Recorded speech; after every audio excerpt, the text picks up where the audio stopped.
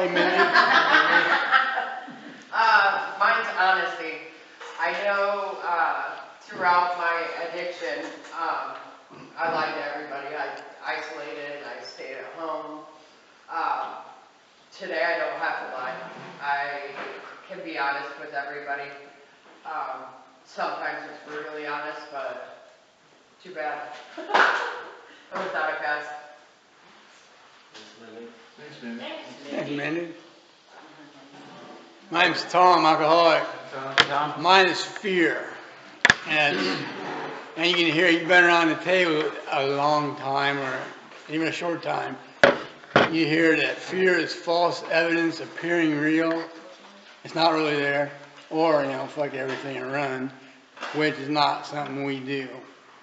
But when I got to my 11th step, I was taking my inventory regularly, and I asked God, when I started my day off, I asked God for it to be divorced from selfish, self-centered motives, and including fear, because fear just takes everything from you. If I had a sponsor down in Florida say that if the devil had a name, it would be fear, because it steals everything from you. And God can remove it. It says that 11th step, yes, God remove these character defects, and He does right then.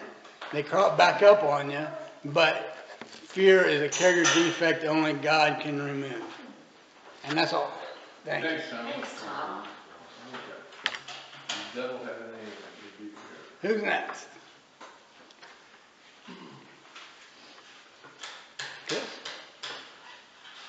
Chris. Cool. Alcoholic.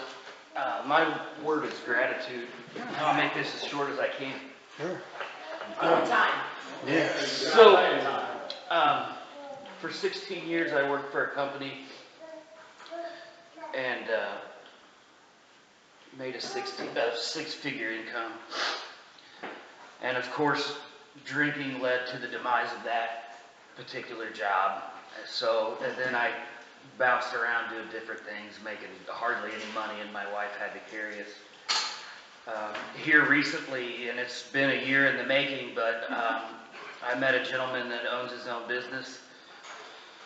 And I started a new job, and he had faith in me, and I am so grateful for that. And now I'm able to take care of my family again, and the gratitude that I have for this gentleman is just immense, and I thank God for him every day. Good job. Thanks, man. Thanks, Chris. Yep. Thanks, Chris. That was good. All right, my name is Wes. I'm an alcoholic. Hey, Wes. My stick says service. Okay. In my mind, that is a practice that will keep me sober. Because if I'm focusing on doing anything to help somebody else or help my community or take out trash, anything, is me not thinking about myself. So when an act of service can just be smiling at every person you see. An act of service can be joking with people and make them smile. It can be telling a woman that she has to toss her shoes on. So that is an act of service. So because it wasn't about me, it made somebody else feel good. It needs to continue in the community, to the extent you can, to the extent you have time. Since I'm retired, I got a lot of time, although it takes me more and more time just to take care of myself. But we're hearing background noise still because somebody's got an open mic. So please press mute. You got it.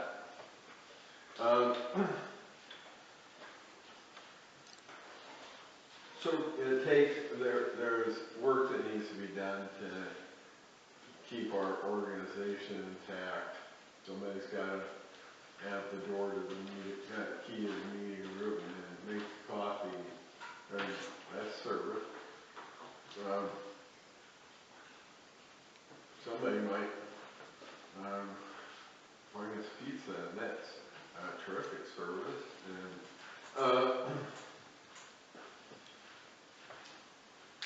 so, also, then at the end of the day, service is about the same as sponsorship. It's being open to tell your own story if it might help somebody else either tell their story or learn something from your story, like what not to do. I got a lot of what not to do's.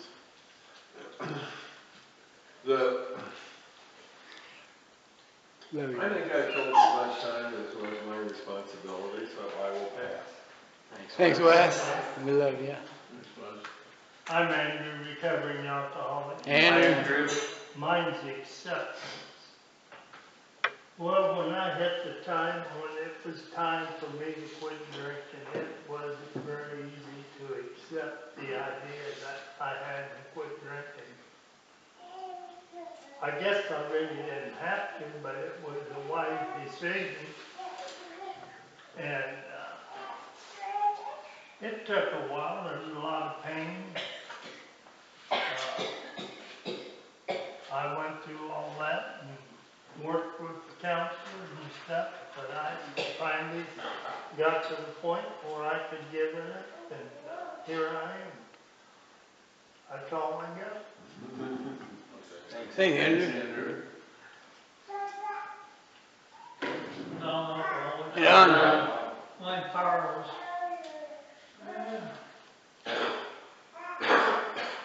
Number one, that's how I thought these meetings. Out of power, some alcohol. I'm a 7-day-year-old. I go to work all day. First thing I done, head to the bar. Stayed at the bar until closed to go home, drink more. Got in trouble with the law. Got 40 UIs now. Trying to get my license back, and I think they're going to say nope, no more. But oh well, it happens.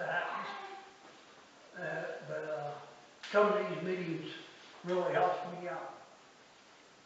Because if it wouldn't be for the meetings, I know I wouldn't be sitting here today. That's all I got. Thanks, Don. Thanks, Don. Jared alcoholic. Jared. My word's humility. I really don't know what to feel about that one. I don't like it, but I don't think I've really been humiliated.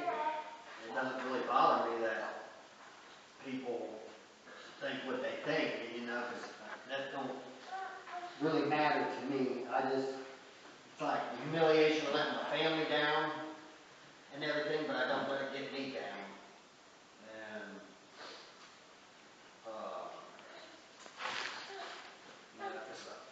and I guess if I would have just listened to what they had told me to begin with, I wouldn't really have to, wouldn't be in the position that I am in. And that's all I got. Thanks, Jared. Wayne, I'm an alcoholic. Wayne. Mine is letting go of anger. My drinking days, I was angry at everybody, and everybody was angry at me. I had no idea why until I came to the conclusion that I'm an alcoholic and I was the problem. But now today, I consider myself pretty easygoing, and I very rarely get angry, and life's a lot better being sober. That'll pass. Thanks, Don. Thanks, Wayne. I'm Fred, I'm an alcoholic. Hi, Fred. Mine's projection, and I looked up the definition, because of course, I didn't know what that meant. And it's a subconscious defense mechanism that allows an individual to avoid uncomfortable internal emotions, fears, and prayers by displacing them onto someone else. That was everyday life for a long time. That's all I did, was blame everybody else. And now that I'm sober, I've realized that. Thanks, Fred.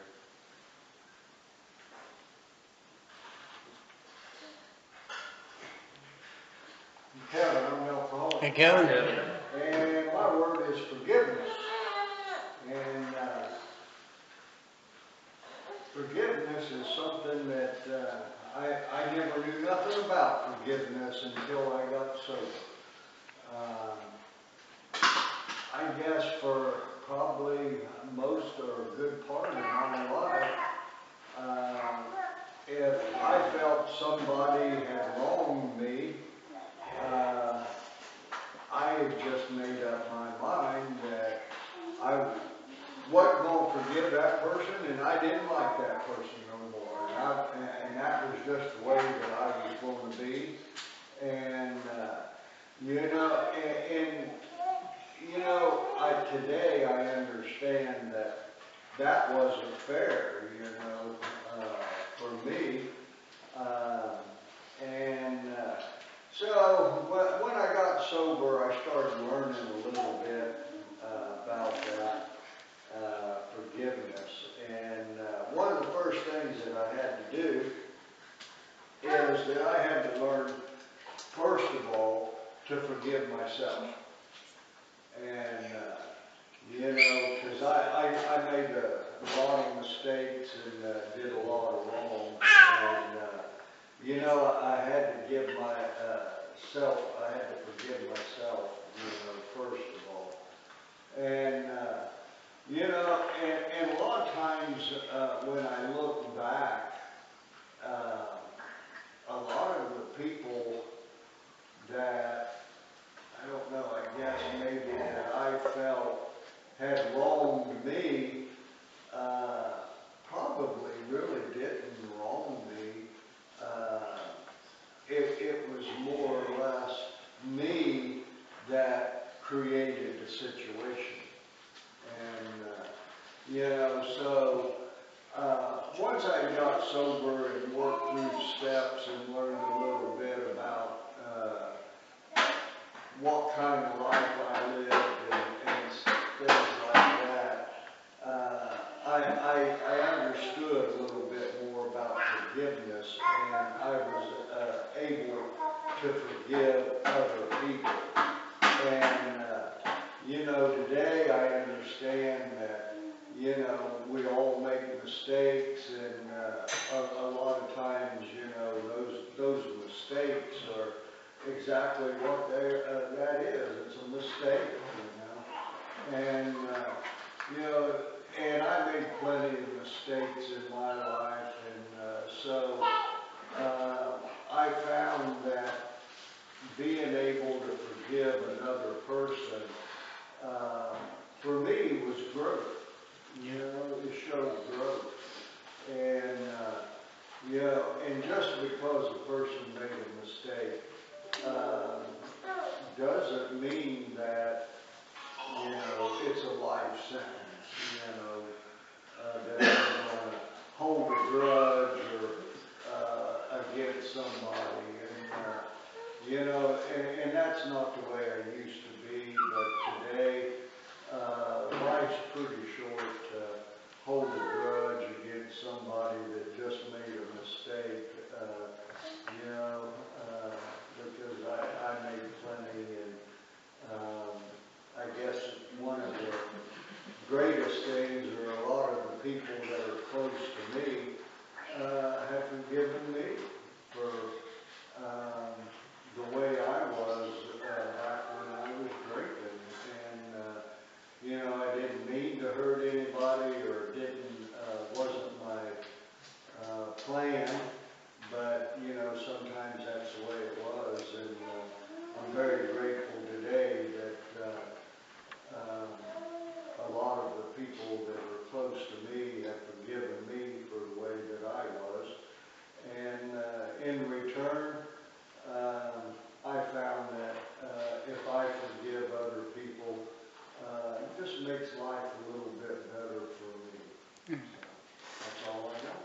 Thanks, Kevin. Thanks, Kevin. I'm out on alcohol. Yeah. And the words I have are action plan. So I had time to think about what I was gonna say here, an action plan, well, putting it in effect. And back in my early days, alcoholism, when I was about 3 weeks sober there, just after a month sober, I about flipped. And I was thinking, what do I want to do, you know? I was ready to put my shoes on and head. And I had my photo list there, and I was like, I want to talk to somebody about it. And realized, Carl, yeah, you know if you have one drink, you're going to be back out there getting totally shit-faced tonight again. It'll be that way all weekend, and it's only Wednesday. It'll be a long drunk, so I threw that into there, and I mean, just having the tools in the toolbox. What am I going to pull out? Pull out that phone. A lot of times, just texting somebody. It doesn't have to be somebody in the program. It's just what it takes to get your mind off of it. It might be, oh, I got a thing behind the toilet. That'll keep you busy for a little while, you know, just take a sponge and go back there and wipe it down. You know, it's only a 2-minute job. It needs to be done sometimes. Like I said, one time I probably had the cleanest toilet this side of Mississippi. But, it's still a clean toilet, but it might not be the cleanest one on this side of Mississippi. But pretty darn close. But, and not only that, just everything in life, you have an action plan.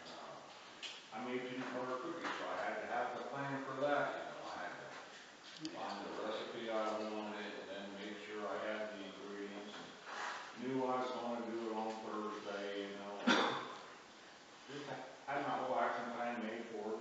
And the last sheet I put in, I forgot to set the timer, so thank God I had a bunch of good cookies before I got the crunchy ones that I didn't bring today.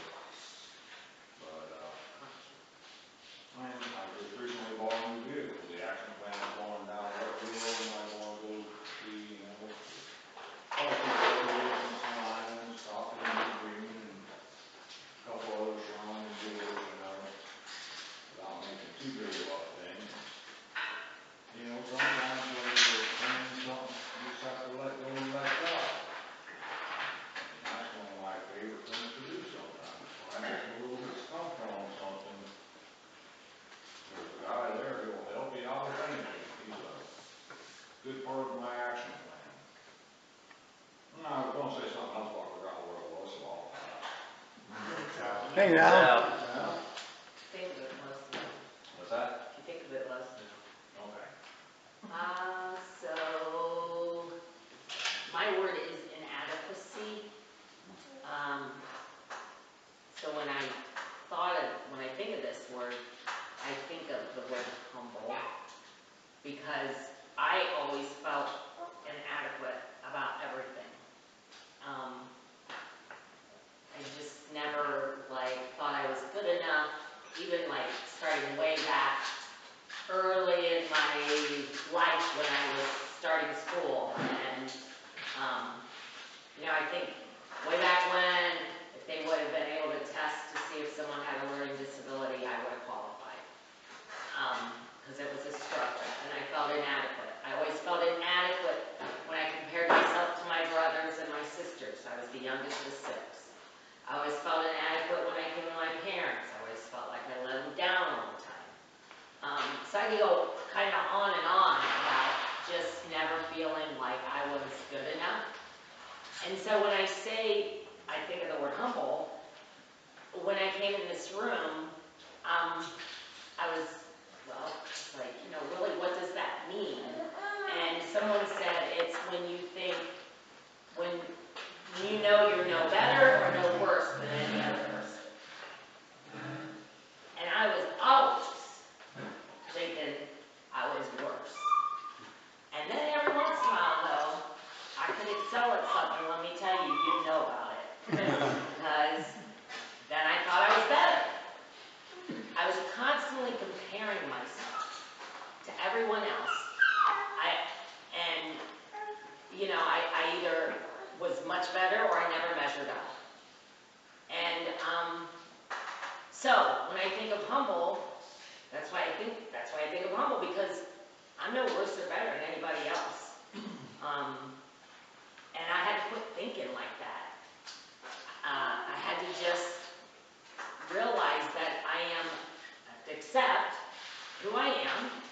We all have, you know, areas in life where we excel, and we all have areas in life where we struggle or where we have to work harder. I just think that's life. But it doesn't make me better or worse than anybody. And so, yeah, I think that was one of my biggest lessons. And I don't think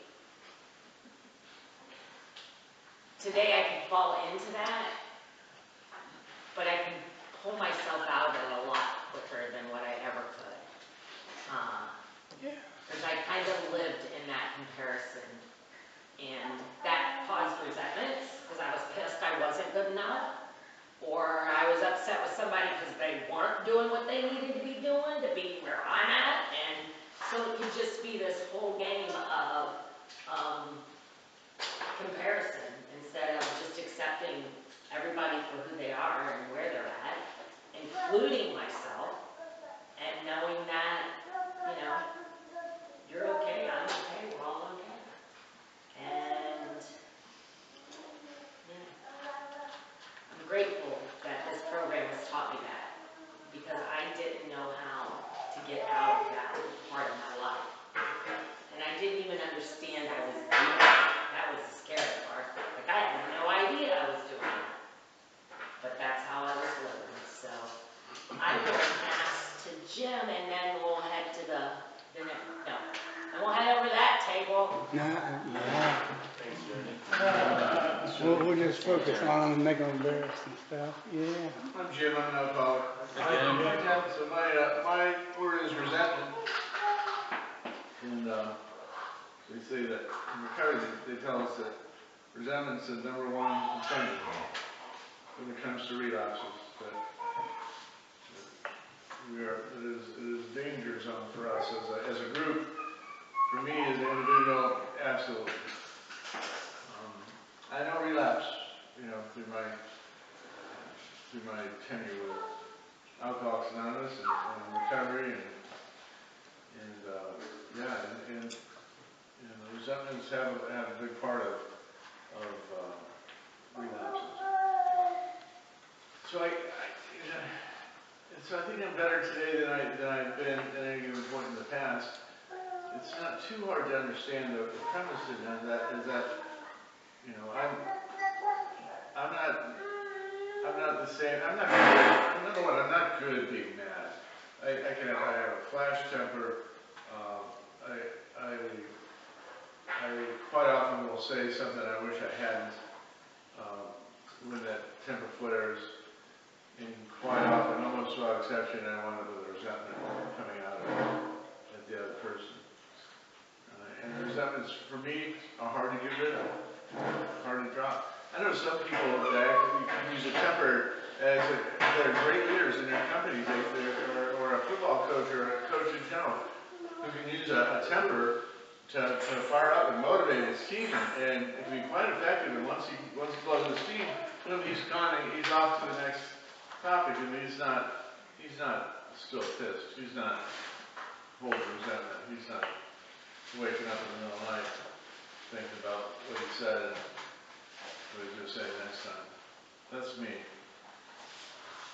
I'm not good, man. And what they teach us is to a bunch of things. Number one, they teach us to, like Kevin was talking about, to forgive. You know, try to not take myself so damn seriously.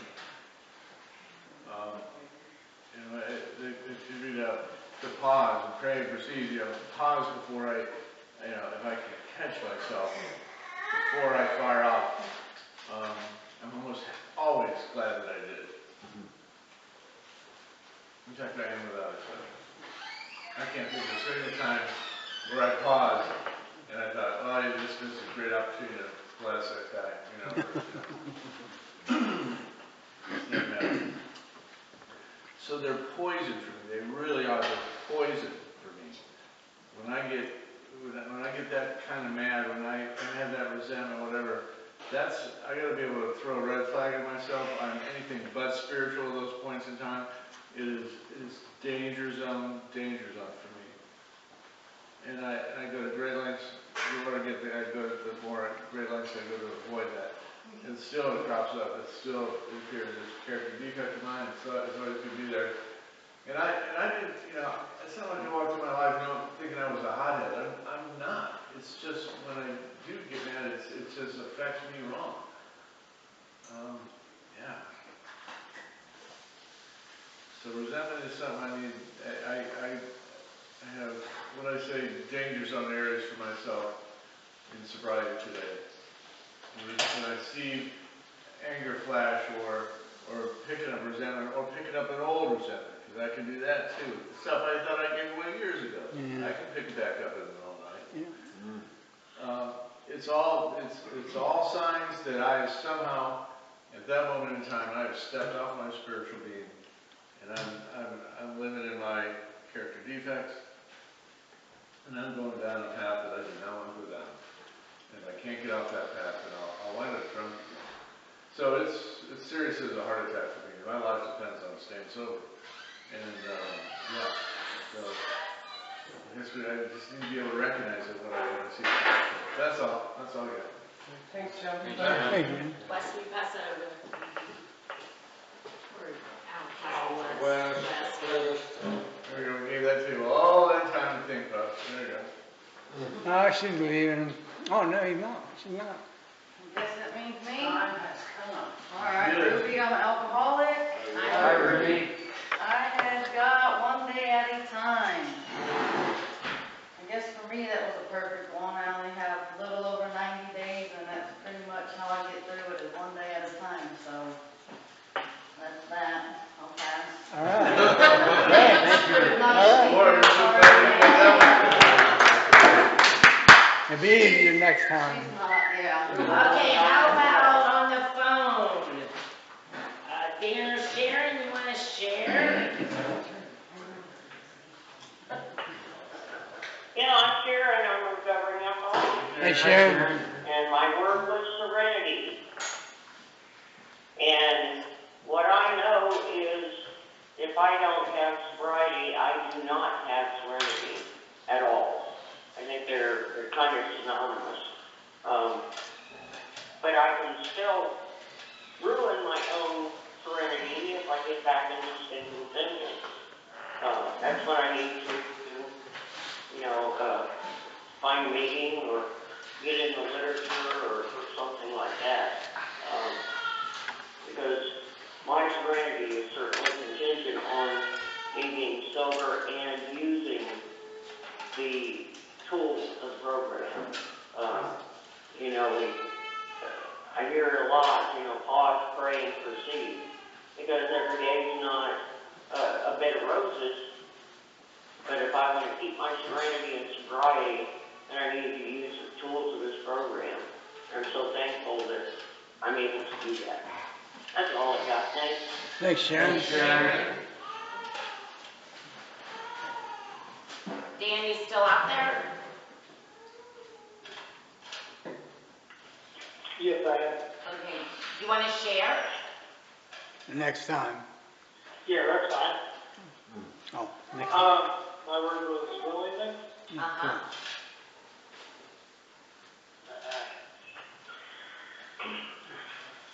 There's a couple things I could go with that.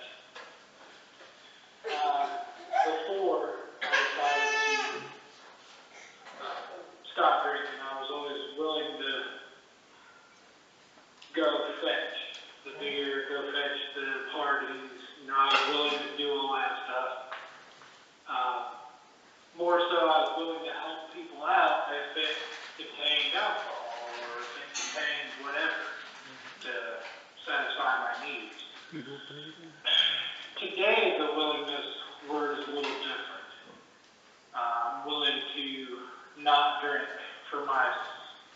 for myself, for my family. I'm willing to help others out without needing, some type of payment. I'm willing to choose to not drink and not go through that lifestyle anymore. So for me, willingness is, I'm willing to change myself and the things I do. And the other is, sometimes, you can't change some things, but you can always work towards getting better for yourself. So for me, willingness is to do better, and that's kind of what that means for me. Thanks a lot. Thanks, Dan. All right, I think that we went all the way around. So, anybody want to share on something they heard or have a thought? I think I ate too much today. I would. Go ahead, Dan.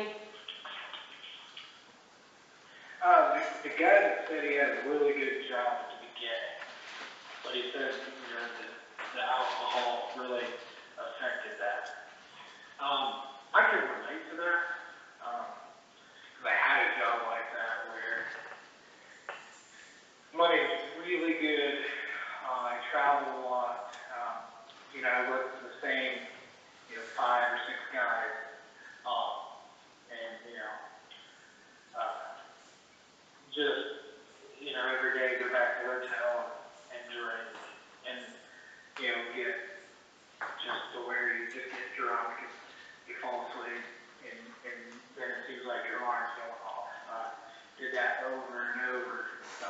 I would stay out, instead of coming home, I would stay out so I could just keep partying, basically, but I considered it working.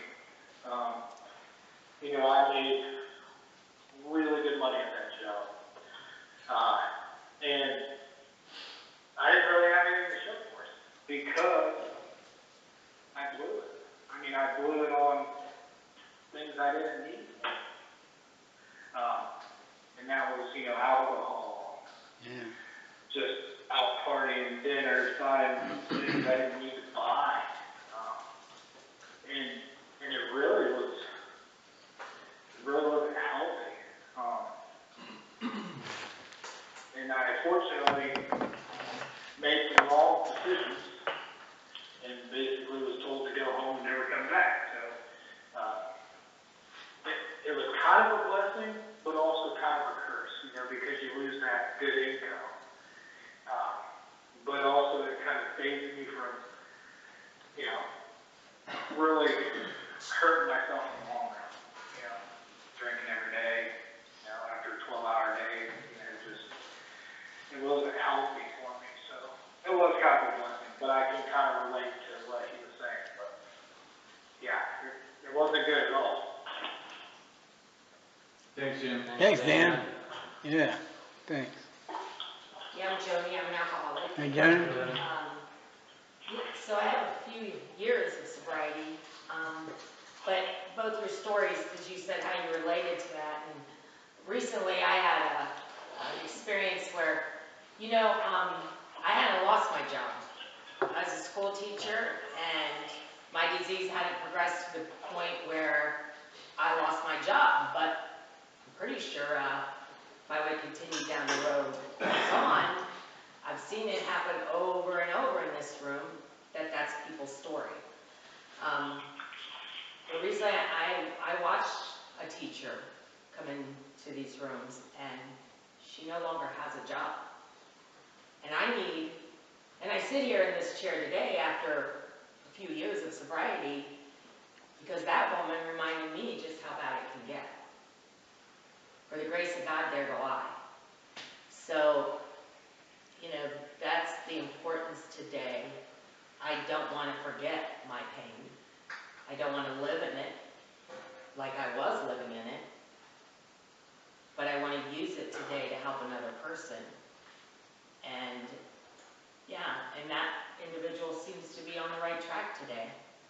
So, and that's the neat part of this program, is we get to see people build their lives back.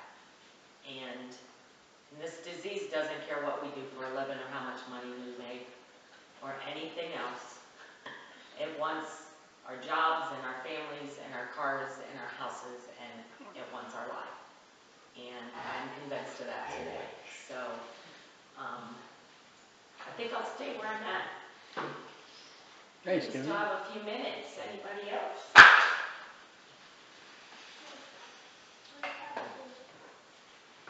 Okay, friends, I'm going to read the closing remarks. In closing, let me remind you and me that although no individual has a right to be wrong in his facts, every individual has a right to their own opinion. Remember also that anonymity is the spiritual foundation of the AA traditions. The things you have heard and the things that have been shared with you are spoken and shared in confidence. Let them be treated as confidential. If you listen with an open mind, if you try to absorb what you have heard and seen, you are bound to gain a better understanding of yourself, of your problem, and of a way to better handle your problem. Talk to each other, reason with each other, but let there be no gossip and criticism of another. Instead, let there be love, acceptance, understanding, and companionship. Please stand for the hands and join me in the Thanks, Jenny.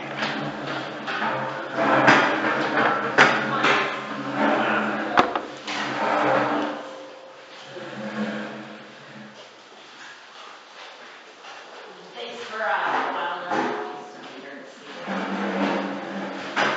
Did we already start? No. You brought a bottle of beer before you got here.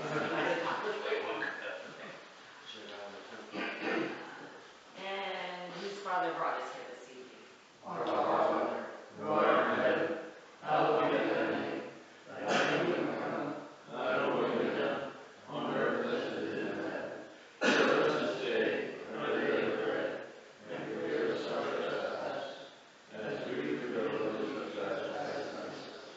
And lead us not into temptation, but deliver us from evil. For thine is the kingdom, power, and glory forever. Amen. Keep coming back. Thanks, friends. Hey, nice meeting you. Yeah. I got to sign it. Sorry. It's okay.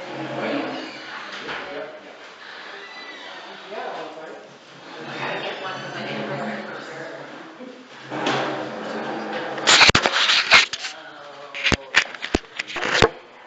So it's hot wire. And so I sure in hell ain't running through it.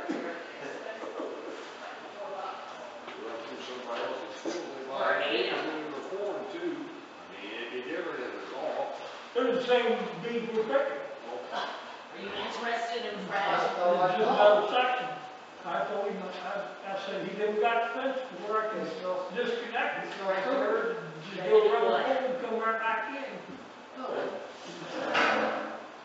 Yes, you have to make the whole boy. I know. Yeah, okay. It's helpful. Can you go be a good boy? Yeah. You've gone to AA meetings. Cougar's been to AA Key West.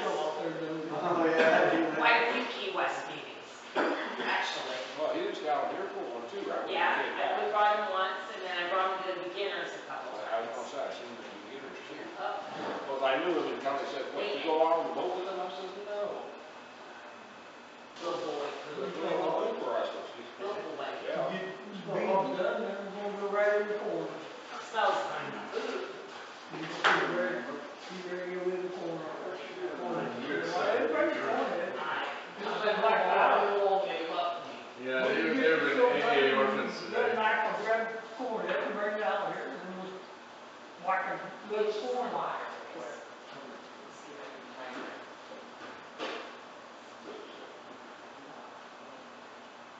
Seen the guy down the road picking corn, and he made one run, and he stopped. He did? I said, corn ain't ready, if you do what? If he just went through one round and stopped. Or, I know they ain't gonna be here. Why was it in the corn ready? Ain't dry enough. It's not dry enough yet? He planted, week before, we planted our field. And he, he just went through one round and stopped. Or, I know they ain't gonna be here. Well, you I see there's a couple people that's taking Good water. them all. Yeah, And some of them, they all, kind of wet too, They got dry. a lot of them shelter, Pretty exciting. a lot of them put it in the silage.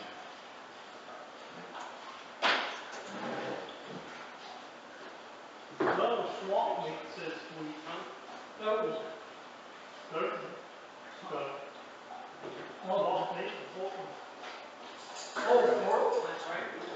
I didn't know there was one more. They got one in the spring and one in the fall, and then show and summer. We'll take one before church to do.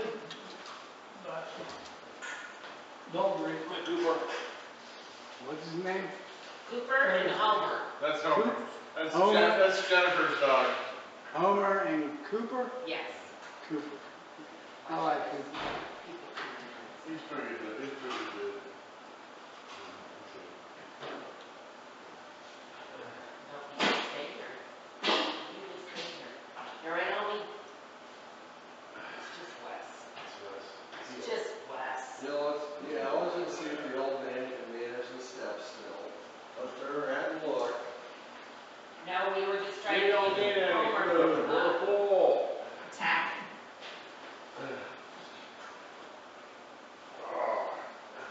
Getting used to bring her rat carriers. Yeah, I know, that means thanks a lot. Did Laura show up today? Who? Laura? Laura. Laura, yeah. That little bitty gal that used to come here? Lori, I think that's her name. Luke's wife, Heck, I don't know what. short hair. Laura. She was the thin gal, she ain't been here since the thing happened. Oh. I don't know her.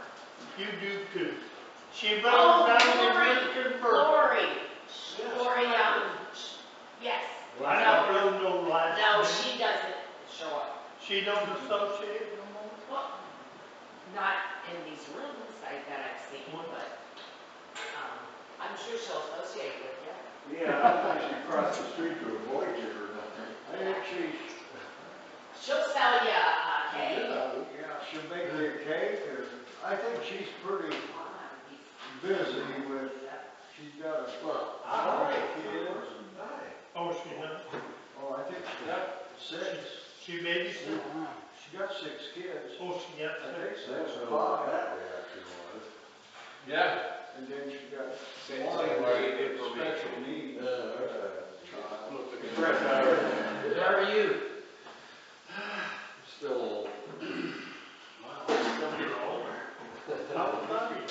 75? One of them's off Or in, you younger than that? one of them's off in Chicago. Oh, they went to high station. I missed it by 1 year. Yeah, you're pretty smart. Yeah, I must have told you before. No, How old are you? 81. 81. You're in pretty good shape for 81, aren't you? I'm trying to, here is one of my goals. They haven't been talking about much lately, but, every 5 years there's an international convention. This year it was in Vancouver. I don't know who from the United States could go, because you can't get into Canada if you had a DUI conviction. Ever? You can? No, you can't cross the border, they won't let you in. They might let you in for a defined period of time, and if you don't come back, they'll send out the helicopters for you. But, They let me across there. That's right, I just got my passport. Was that and I had before a you needed a DUI passport? all the time ago. Yeah. Now you need a passport. Yeah. I moved quickly. I don't know if you so, I don't know. How do you get it now? But it, so, we're on 25, You we're got on 75. 30, and I don't remember when it said I was 30, it's already decided. Then at You're like 35, I think I got that. Indianapolis, I think I did it for. I live in a bunch of And, bills. so I determined that I'm going to 25. You go up, And, oh, I called he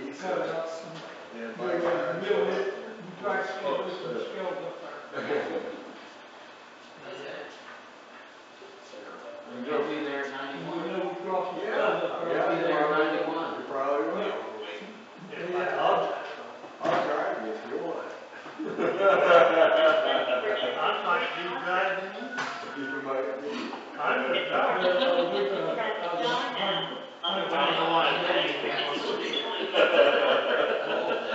Which one do you want, Wes? I have those on. Bill sees it. Yeah, there's an old man from Denver went to Indianapolis one day. Hello, you got a meeting? And he was heading home. Staying right here. Seeing the same thing over and over. So finally he figured he was just going around the loop. So he stopped and asked them, Hello. and they got him straightened out. Well, he finally got home and somebody asked him, after he told the story, how did you ever get home? He said, I stopped about every filling station I seen and asked him if I was going the right way. He must have got stuck on the Yeah, bypass. Just I kept going. missed my turn already and had, kind of got confused. Hey friends, my name's Joni and I am an alcoholic. Hey, Jamie.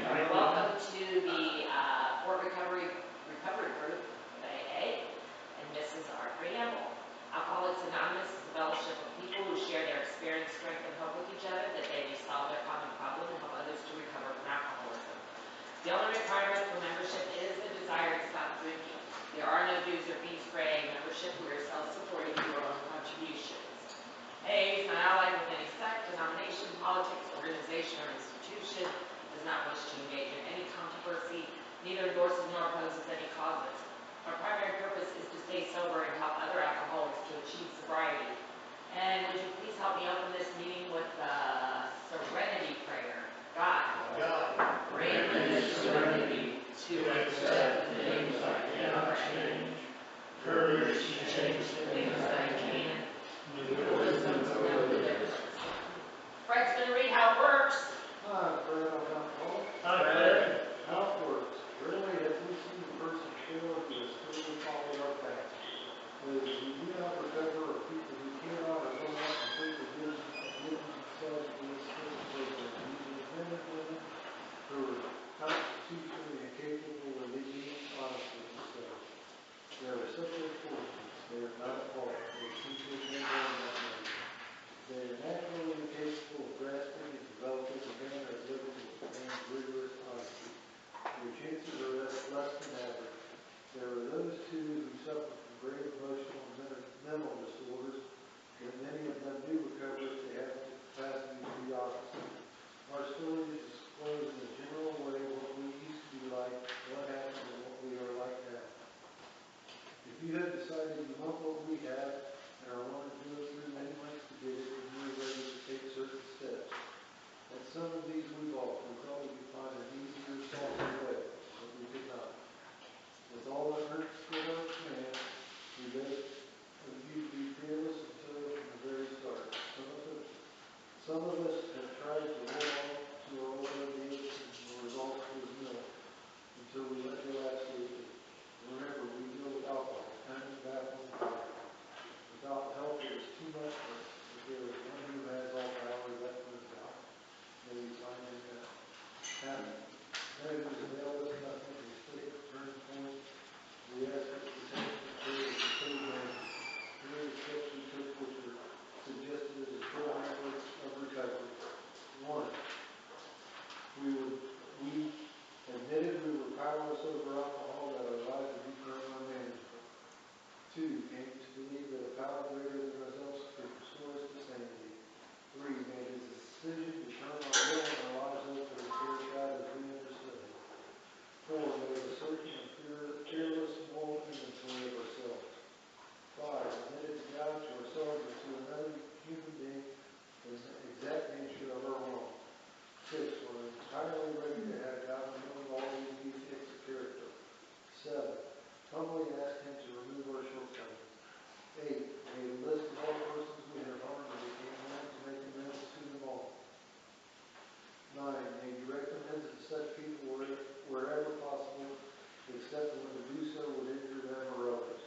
10. Continue to take personal inventory and when we were wrong, promptly admitted it. 11. Sought through prayer and meditation to improve our conscious contact with God as we understood Him. Praying only for knowledge of His will for us and the power to carry that out. 12. Having a spiritual awakening as a result of these steps,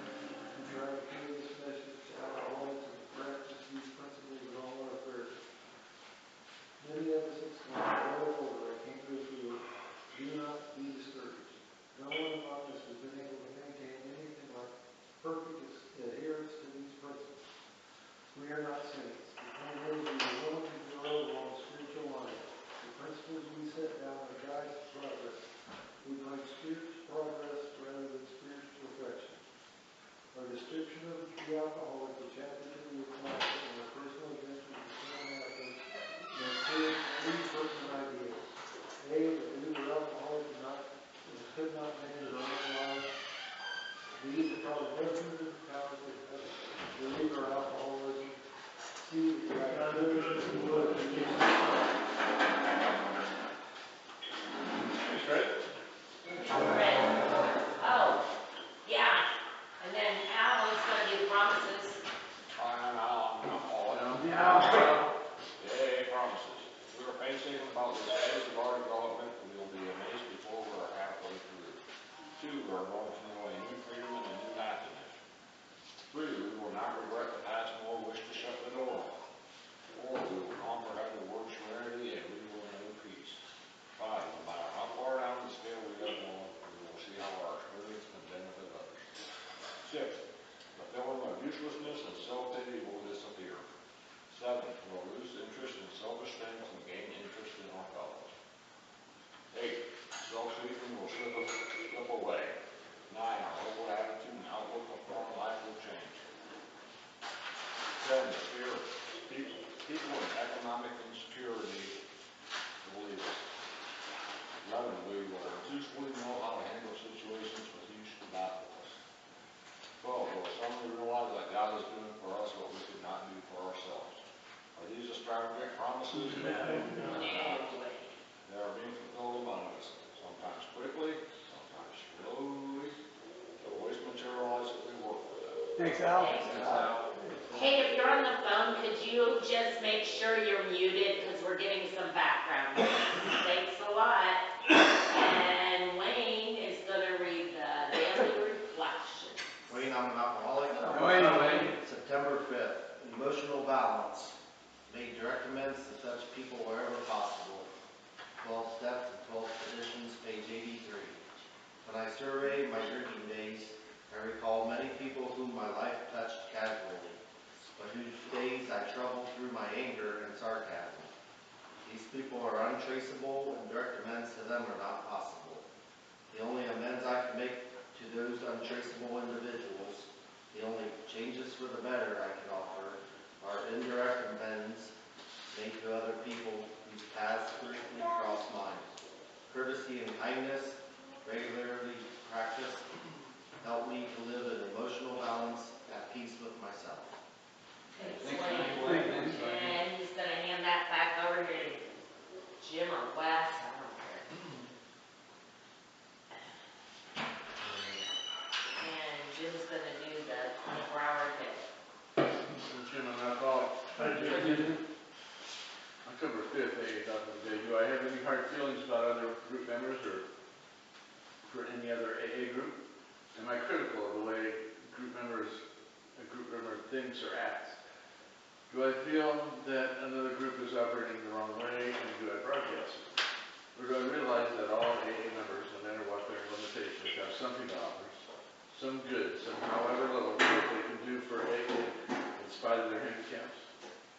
Do I believe that there is a place for all kinds of groups in AA, provided they are following AA traditions, and that they can be effective, even if I do not agree with their procedure?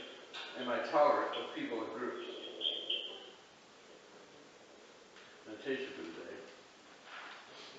The Lord shall preserve thy going out and thy coming in from this time forth and even forevermore. All your movements, your goings and comings can be guided by the unseen Spirit. Every visit to help another, every unselfish effort to assist, and can be blessed by that unseen Spirit. There can be a blessing on all you do, in every interview with one who is suffering. Every meeting of a need may not be a chance meeting, but it may have been planned by the unseen Spirit. Led by the Spirit of the Lord, you can be tolerant, sympathetic, and understanding of others, and still accomplish much. And the prayer for the day is, I pray that I may be led by the Spirit of God. I pray that the Lord will preserve my goings and my comings. Amen. Thanks, Jim.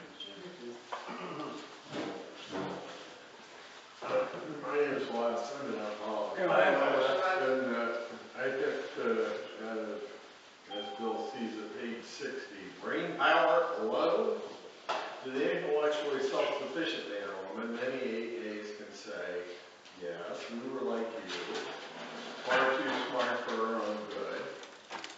We love to have people call us precocious. We used our education to blow ourselves up into prideful balloons, though we were careful to hide this from others. Secretly, we felt we could float above the rest of the folks on our brain power alone. Scientific progress told us there was nothing man couldn't do. Knowledge was all powerful. Intellect would conquer nature.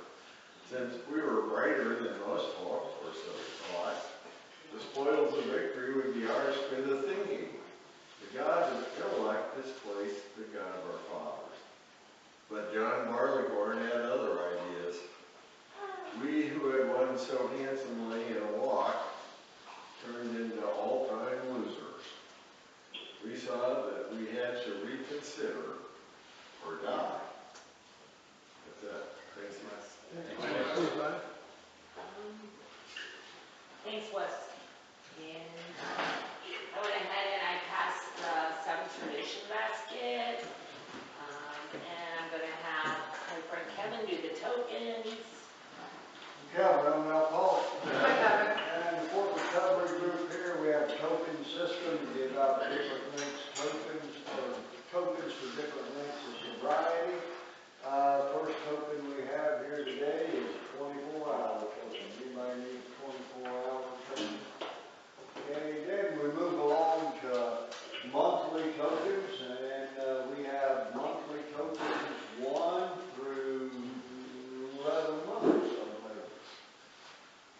Okay. Then we have a year token. We have an 18-month. And then we have 2 years up to a whole long time. Anybody need a token today? Anybody have any length of sobriety they'd like to have recognized? All right, well, we all got. I have over a year. Hi. Who got out there? Hi, I'm Dan. I'm an alcoholic. Hey, Dan, Dan. congratulations. Congrats. Congratulations there. I have 15 months of sobriety. That's awesome. All right. Thanks. Congratulations. For sharing. Good job. Congrats. So we're gonna introduce announcements. I don't have any announcements. Anybody have any announcements? One announcement, next week, Sunday, 1:15 is going to be district meeting at the Betts House in Salina. For new GSRs, alternate GSRs, anybody wanting to do a little bit more service work. Welcome, meetings take about a half hour, go through a quick meeting. That's all I have. Thanks, Al. Hey, Al. Anybody else? Okay, we have literature there for the taking. Stick it in your pocket or something. Feel like you want to take a drink, maybe read the literature. We also have books for the cost that the group paid for them.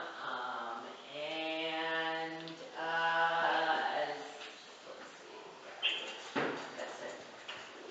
And yeah, we do not have a lead this evening. So we heard 2 great leads today in Coldwater if you were at the anniversary. They were really awesome. I'm really glad I made it there. We're going to go around and introduce ourselves quickly. I'm Joni, I'm an alcoholic. Hey, Jerry. Kevin, I'm an alcoholic. Kevin. I'm an alcoholic. Hi, Al. I'm Fred, I'm an alcoholic. Fred. Wayne, alcoholic. Wayne. I'm Jared, alcoholic. Jerry. Don alcohol, Don. Andrew recovering alcohol. Andrew. My name is Wes, I'm an alcoholic. Wes. Chris, I'm an alcoholic. Chris. I'm Tom, I'm all right. Tom. I'm Haley, alcoholic. Haley. Mindy, alcoholic. Mindy. Ruby, alcoholic. Ruby. And I'm Jim, I'm an alcoholic. Not yet. Jim. And anybody, and I know we have Sharon on the phone and Dan. Is there anybody else on the phone tonight? Hey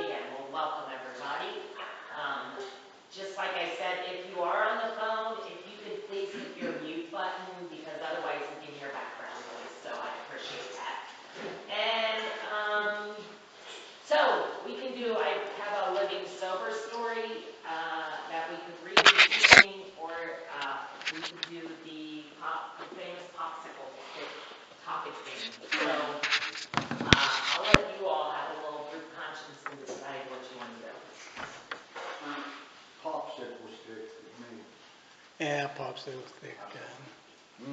Popsicle stick. Okay, all right, we're doing that.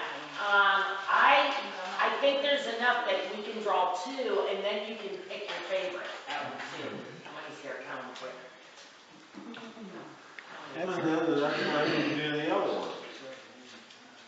13. But that's a good idea.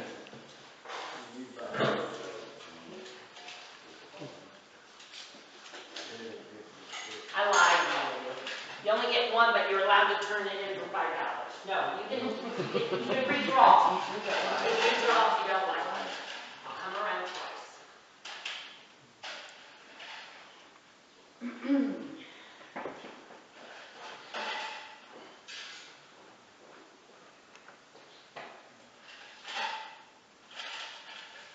I had that one, first time I was here. It might be a totally different one. Throw it back in if you need. No, it's the same one now. No, I mean, Well, you might I get can see all. Maybe the answer may be something different. Yeah, well, that's what I mean. Maybe the answer is something different because you're farther along in your recovery. That's right. I know you love it. Come on, admit it. Come on. Just kidding. Here we go.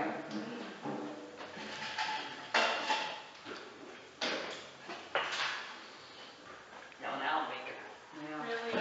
Oh, heck yeah. Really? You gotta participate in your recovery, girl. I think you know. I forgot a whole row of people. Hey, we don't need. Hey, anybody wants to take over, they feel free. I'm all for it. So this year, I'll let you guys introduce yourselves. Yeah, well, I know who you are. All right, how'd you get yours done? All right, here we go. My friends on the phone. Sharon, your word is serenity. And Dan, your word is willingness. Okay? And anyone? What's my word? Willingness. Willingness. Good. All right. Anybody want to switch her out? Don wants to switch her out. Okay. Come on over, Don.